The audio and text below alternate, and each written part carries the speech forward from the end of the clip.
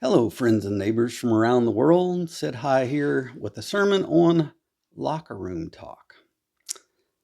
On October 7th, 2016, 1 month before the presidential election, the Washington Post published a video and article about then presidential candidate Donald Trump and a television host, Billy Bush, having a lewd conversation about women in September of 2005. But this was more than a lewd conversation. It was Trump admitting that he sexually assaults women, and he could do it because he is rich and famous. And because he is rich, the women he assaulted know that if they try to press charges, it would be very expensive and take years. As we have seen, even when Trump loses a case, it gets appealed to a higher court, which costs more money to continue to prosecute. He is also a master at propaganda techniques to influence public opinion, which he hopes will influence potential jurists. So let's talk about the phrase locker room talk, which is a vague generality that can mean different things to different people depending on how they look at it. And if you can influence how people look at it, the phrase has now become, say it with me now, a propaganda tool. Yes. To me, locker room talk is more about guys talking about girls they would like to hook up with. If a guy is dating a girl, it's about them, having sex. Yes, locker room talk is lewd conversations.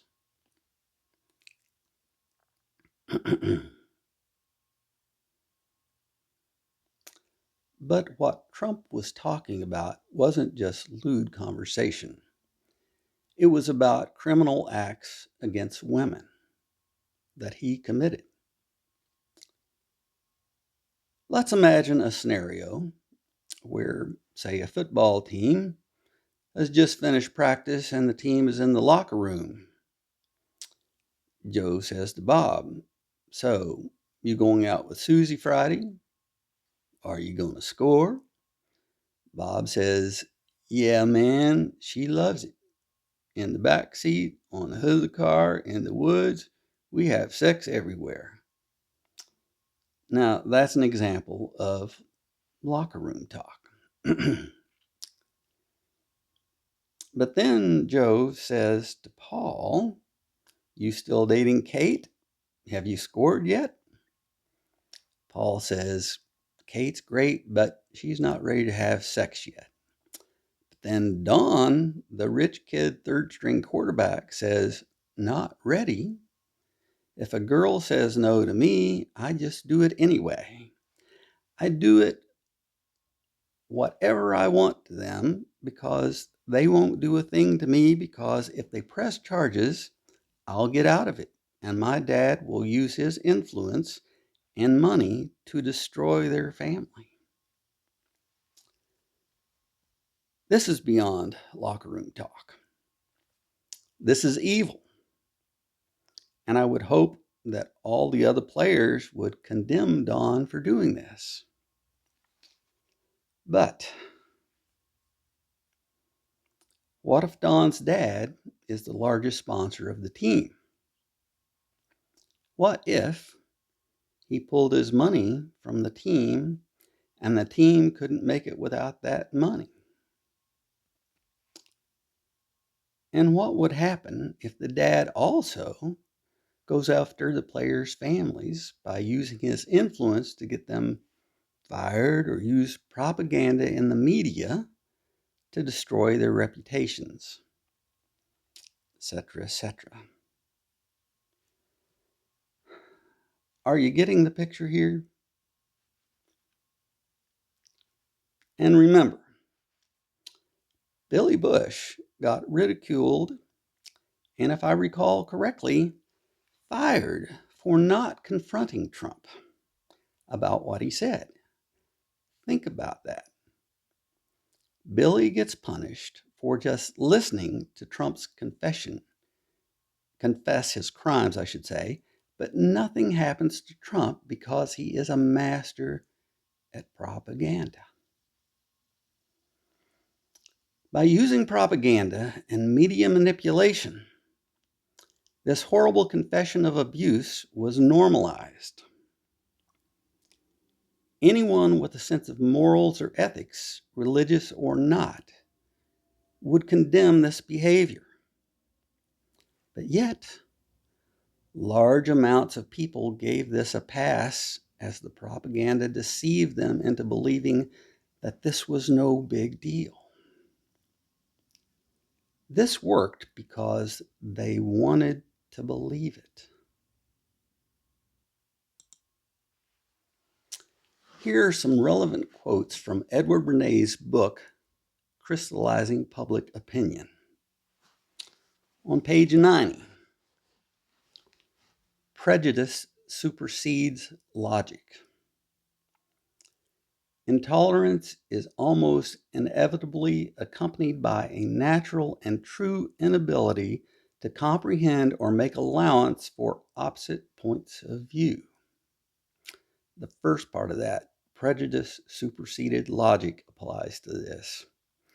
This next quote is very powerful and extremely important to understand.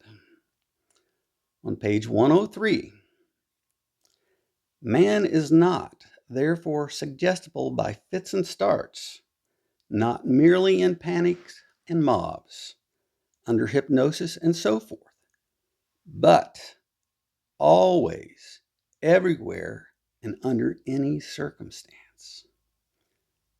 Think about this.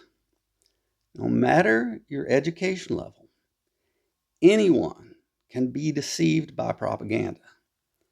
Some are more immune than others. And here's what Edward says about it. And I'm paraphrasing. The only way to become immune to propaganda is to become educated on propaganda. All right, on page 165, and this also is a biggie. Page 165. By the substitution of words for acts, demagogues in every field of social relationships can take advantage of the public. This quote is also extremely important in that it points out that you should judge someone by what they do and how they act, and not by what they say. In many of the religions I covered, there are warnings about this exact thing. So I'm thinking that it must be kind of a big deal.